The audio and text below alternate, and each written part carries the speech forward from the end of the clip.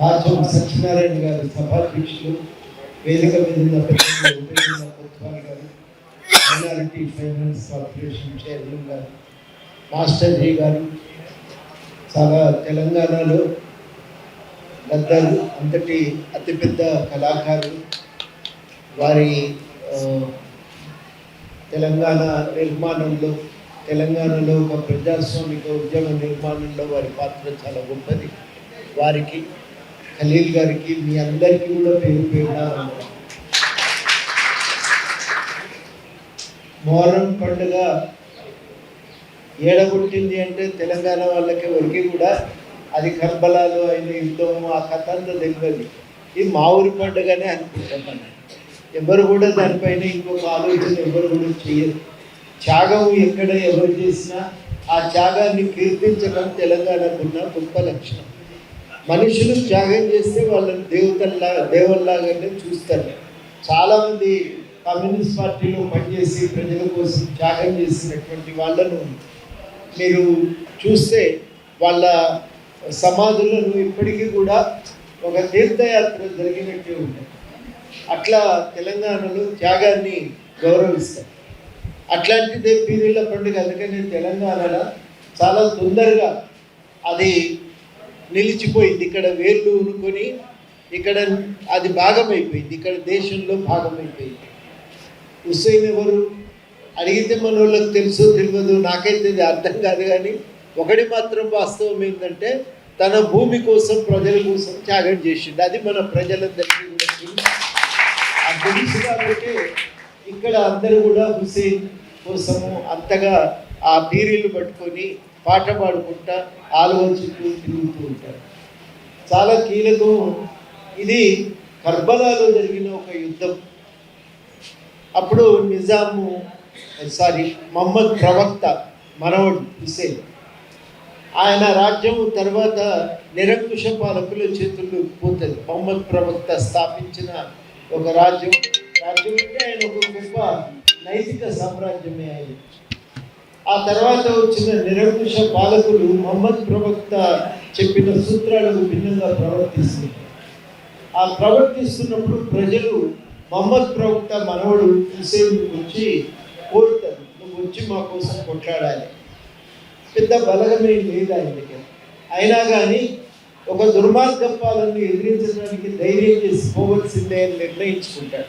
నా శక్తి ఎంత, నా బలం ఎంత, నేను కొట్లాడగలుగుతున్నా లేదా అని ఆలోచించలేదు.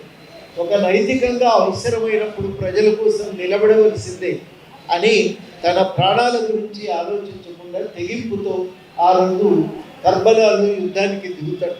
ఆ నిరంకుశ పాలకులని ఎదిరిస్తాడు. ఆ కథంతా దాదాపు ఒక 10 రోజుల పాటు జరుగుతుంది.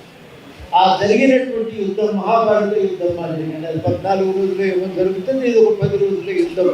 ఆయన బయలుదేరటం, నదీ జలాలు కూడా దొరకకుండా వాళ్ళని అడ్డుకున్నటువంటి వైనం, నీళ్లు దొరకక వాళ్ళు బాధపడ్డటువంటి ముచ్చట, ఇవన్నీ చూస్తారు. వాళ్ళు తిండికి ఇబ్బంది పడతారు. వాళ్ళు ఒక దగ్గర చెట్లలో ఆగుదామనుకుంటారు, కానీ ఎడారిలో తరిమిస్తారు వాళ్ళని. అనేక రకాల అవస్థలు పడతారు. ఆ 10వ రోజు వాళ్ళు చనిపోతారు. ఆ యుద్ధంలో చనిపోతారు. కానీ గొప్ప త్యాగం. ఆ త్యాగాన్ని కీర్తిస్తూ మొహర్రం పండుగ జరుగుతుంది. 2 రకాలుగా జరుగుతుంది. కొందరు చనిపోయిన రోజు ఉపవాస దీక్ష చేసి ఆ రోజు ఆ బాధలు భాగం తీసుకుంటారు. కొందరేమో ఈ 10 రోజులు ఈ పండుగ జరుపుతూ ఆ బాధలో వాళ్ళు భాగస్వాములు అవుతారు. ఎవరి పద్ధతి వాళ్ళది. మన పీరీల పండుగ ఈ 10 రోజులు జరుపుతారు. ఈ 10 రోజుల్లో ఆయన ఎట్లెట్లా కష్టపడ్డది అనేది రోజు కథగా చెప్తుంటారు. కథగా చెప్పి దాన్ని గానం చేస్తుంటే అది విన్న వాళ్ళందరూ కూర్చొని ఏడుస్తుంటారు. ఆయన ఎట్లా కష్టపడ్డాడు ఏంది అని కథ అంతా చెప్తుంటారు. నీళ్ళకి ఎట్లా ఇబ్బంది పడ్డది, తిండికి ఎట్లా ఇబ్బంది పడ్డది, ఎడారిలో ఎట్లా గడిపింది చెప్తా ఉంటే అందరూ కూడా విన్న వాళ్ళందరూ కూడా కట్టు కనిపెట్టుకుంటారు. ఈ కథ మన దగ్గరికి ఎట్లా వచ్చిందంటే ఇరాన్ దేశం నుంచి దాదాపు ఒక 1300 సంవత్సరాల క్రితం అప్పుడు కొంతమంది ఈ సూఫీ వాళ్ళు ఒక మత గురువు వాళ్ళు మన భారతదేశానికి కూడా వచ్చారు. వాళ్ళు దేవుడు ఒక్కడే అని నమ్ముతారు. ఆ ఆ దేవుని కోసం నిష్కామ కర్మతో వాళ్ళు పూజలు చేసుకుంటారు, తప్పిస్తుంటారు. వాళ్ళకి ఇంకొక ఆలోచన ఉండదు, సన్యాసుల మాదిరిగా. ఈ సూఫీలు తెలంగాణలో భాగమైంది. వాళ్ళు చనిపోయిన తర్వాత వాళ్ళ సమాధుల దగ్గరికి మనం ఇప్పటికీ దర్గాల దగ్గరికి పోతాం, కందూరులు చేస్తాం, పండుగలు చేస్తాం. పిల్లలకు కష్టం వస్తే తీసుకుపోయి ఆ దర్గా కాడ బొట్టు పెట్టుకొని తీసుకొస్తాం. ఇవన్నీ కూడా జరుగుతుంటాయి ఇప్పటికీ. వీరు మన దగ్గర ఈ కథ అంతా చెప్పి పీరిళ్ళ పండుగ చేయటం. మన తెలంగాణ ప్రజలు కూడా ఏ మతం కాదు, ఒక నీతి కోసం నిలబడి ప్రాణం త్యాగం చేసిండు కాబట్టి మనం కూడా ఇందులో భాగం కావాలని చెప్పి ఆ 10 రోజులు ఆ పీరీలు నిలబెడతారు. నిలబెట్టిన కాడ నుంచి వాటిని పట్టుకొని దునుకుడు, ఊరేగింపు తీసుడు, దాని ముందు ఆలవలు ఆడటం, దాన్ని నిప్పుల మీదకి వెళ్ళి నడిచి దాటటం, ఇవన్నీ కూడా మన దగ్గర కూడా ఇందులో భాగమే. ఈ భాగమైనటువంటి పండుగకు మతం లేదు, త్యాగాన్ని కీర్తించడమే. నువ్వు ఎందుకు పోతున్నావంటే గొప్ప త్యాగశీలి అని. అది ఎంత భాగమైపోయిందంటే మన దగ్గర అనేక సామెతలు ఉన్నాయి. ఉట్టిగానే పీరిళ్ళు నీళ్ళ పడతాయా అంటారు కదా, మన దగ్గర సామెత ఉంది. ఆ పేర్లు కూడా మన దగ్గర పెట్టుకుంటారు. దర్గాల పేర్లు, హుస్సేన్ పేరు మన దగ్గర చాలామందికి ఉంటుంది. ఆ పేర్లు పెట్టుకొని అవే పేర్లతో మన దగ్గర కూడా పాటలు పాడుకొని, ఆ పాటలు పాడుకుంటే మన వాళ్ళు ఆ ఆరవల చుట్టూ ఆడటం అనేది తెలంగాణ సంప్రదాయం. అది మన జీవితంలో భాగమే. నువ్వే మతస్థుడు అంటే ఏ మతస్థుడు కాదు, అది త్యాగం చేసిండు పాపం ప్రజల కోసం కీర్తిస్తుంటారు. అది ఒక గొప్ప మానవత విలువ. మనిషి అరే పాపం వాళ్ళ మనుషుల కోసం కష్టపడి త్యాగం చేసి ప్రాణాలు వదిలిండు అంటే అదొక గొప్ప విషయం కదా. దాన్ని కీర్తించాలి కదా, త్యాగం చేయాలి కదా, ఆ త్యాగాన్ని మనం మెచ్చుకోవాలి కదా అని చెప్పి ఆ త్యాగాన్ని మెచ్చుకునేటోళ్ళు మన దగ్గర ఉన్నారు. కాబట్టి అది తెలంగాణ సమాజంలో ఒక భాగమైంది. ఇవాళ చాలామంది మనం ఎందుకు చేయాలి, నువ్వెవరు, నీ మతం ఏంది, నువ్వెందుకు చేయాలి అని అంటాం.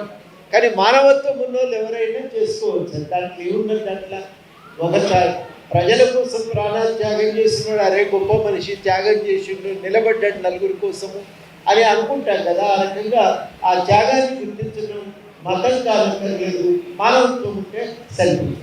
అట్లనే తెలంగాణలో ఇది మన దగ్గర ఉన్న మానవత్వపు విలువలకు పరాకాష్ఠగా ఈ పండుగ అనేది సాగుతూ వచ్చింది. ప్రజలందరూ కలిసిమెలిసి జీవించడానికి ఈ పండుగ ఒక వేదిక. నిజాము ముందు షియాలు పరిపాలన చేసేటప్పుడు వారు కొంత ఎక్కువ ప్రోత్సాహం ఇచ్చారు. నిజాము దీన్ని చిన్న చూపు చూడలేదు.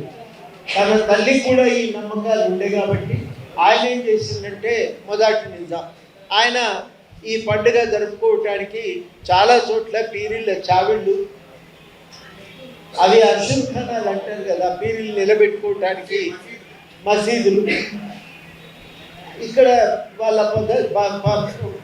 అధికారికంగా అప్పుడు నిజాం వాడిన మాట అశుభానం. అట్లా జాగలు దానికి, అవన్నీ కూడా ఆ రకంగా మాన్యాలు అవన్నీ కూడా దానికి కేటాయించడం జరిగింది. అట్లా వచ్చినాయి అవన్నీ. ఇవాళ ఏదో కొత్తగా సృష్టించినవి కావు. ప్రతి ఊళ్ళో పీర్ల చావిడి ఉంటుంది. ఆ పీర్లు నిలబెట్టడానికి ఒక గది ఉంటుంది, అందులో నిలబెట్టుకోవటం, ఇవన్నీ కూడా జరుగుతుంటాయి. దాంట్లో మతానికి అతీతంగా చాలామంది దాని నిర్మాణానికి దానం చేసిన వాళ్ళు, దానికి కాపాడిన వాళ్ళు, ఆ పండుగను దగ్గరుండి జరిపించిన వాళ్ళు ఉన్నారు. అందుకనే ఇవాళ ఇంతమందిని మనం ఇక్కడ జమగూడింది. మన తెలంగాణ ఉద్యమానికి కూడా స్ఫూర్తి. ఓ చేతిలో పూరి బతుకమ్మ, ఒకరేమో ముందట నిలబడి బోనాలు, మరికొంతమంది పీరీలు, ఇవన్నీ పట్టుకొని నడిచినాం కదా. ఎందుకంటే వీటిని ప్రజల ఐక్యతకు, ప్రజలకు ఇవి తెలంగాణ సంస్కృతికి ఇవి గుర్తులు, తెలంగాణ సంస్కృతికి జీవన విధానానికి గుర్తులు. ఇవి లేకుండా తెలంగాణ జీవితాన్ని మనం ఊహించడం సాధ్యం కాదు. కాబట్టి ఆ గుర్తులను ముందు పెట్టి ప్రజలను ఐక్యం చేసి మనందరం కూడా కలిసి నడిచినాం. కాబట్టి ఇవాళ మనమందరం కూడా ఏం కోరుకోవాలంటే, మొట్టమొదటిది మతానికి అతీతంగా ఈ పండుగ తెలంగాణ సంస్కృతిలో భాగము.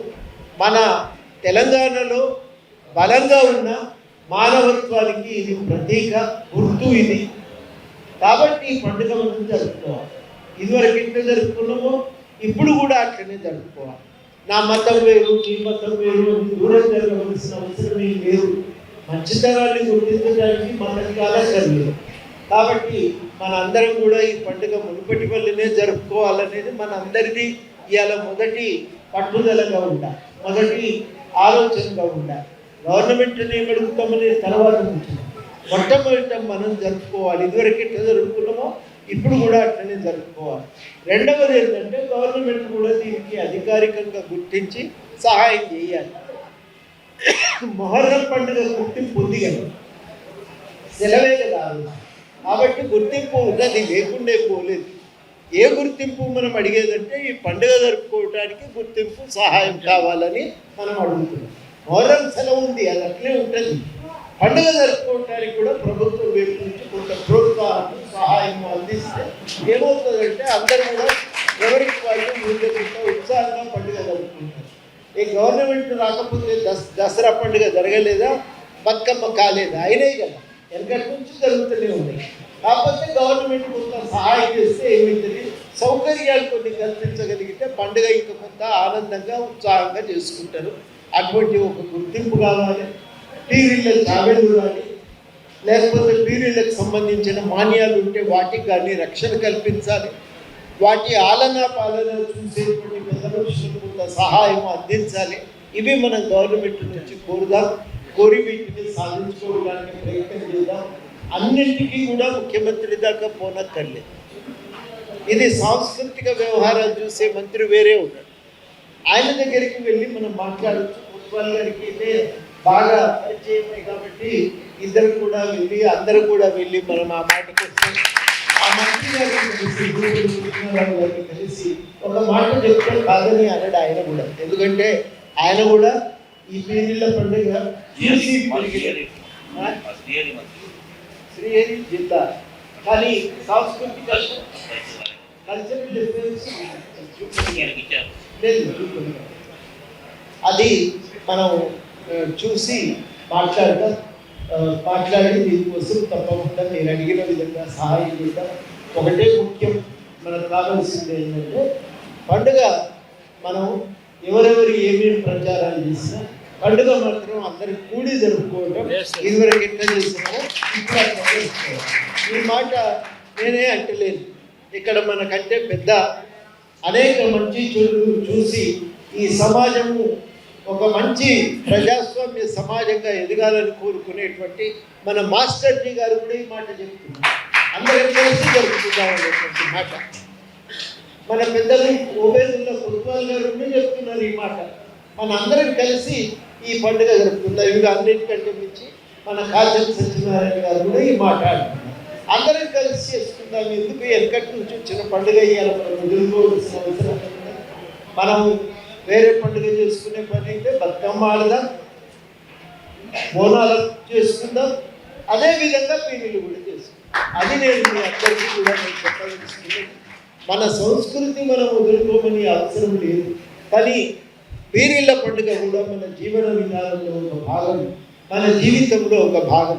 ఆ పండుగను కూడా మనం గుర్తించి గౌరవించి ఇదివరకు ఏ రకంగానైతే అందరం కూడి ఈ పండుగ ఊళ్ళే చేసుకున్నామో ఇప్పుడు కూడా అట్లే చేసుకోవాలి. నా చిన్నప్పుడు మేమంటే బతకపోయినాం మా ఊరు వదిలి, కానీ మేము పుట్టినప్పుడు మా ఊళ్ళే ఊళ్ళో పట్టుకొని తిరిగేది. ఇది ఏంది, ఎవరు, మా అమ్మ మా బాపుని మేము అడుగుతుండేది, ఏ పండుగ ఎందుకు చేస్తారు, ఈ పండుగ ప్రత్యేకత ఏంటి అని. అట్లా రకరకాల విషయాలు వాళ్ళు చెప్పుకుంటే విని తెలుసుకున్నటువంటివి. అందరు కూడా ఎగిరేది, దునికేది, ఆ పండుగలో ఉత్సాహంగా పాల్గొనేది, ఆడేది కదా. మన జీవితంలో ఒక భాగం మనం పోషిస్తామా. ఈ చెయ్యి మంచిగా లేదని చెయ్యి నరుకుతామా, మందు పెట్టి మంచిగా చేసుకుంటాం, కానీ ఇది కూడా అదే మన జీవితంలో భాగం. దాన్ని మనం విడిచిపెట్టేదని చెప్పి నేను ఈ సందర్భంగా అందరినీ కూడా కోరుతూ ఇంత అద్భుతమైనటువంటి ఒక కార్యక్రమం నిర్వహించినందుకు కాచం సత్యనారాయణ గారిని అభినందిస్తూ మనం ఈ పెట్టినటువంటి డిమాండ్లను తప్పకుండా ముందుకు తీసుకెళ్తామని, వాటి సాధన కోసం ఒక ప్రయత్నం చేద్దామని, మన తెలంగాణకు ఉన్నటువంటి గొప్ప సంస్కృతిని కాపాడుకుందామని ఈ సందర్భంగా అందరికీ నేను అభ్యర్థిస్తూ జై తెలంగాణ.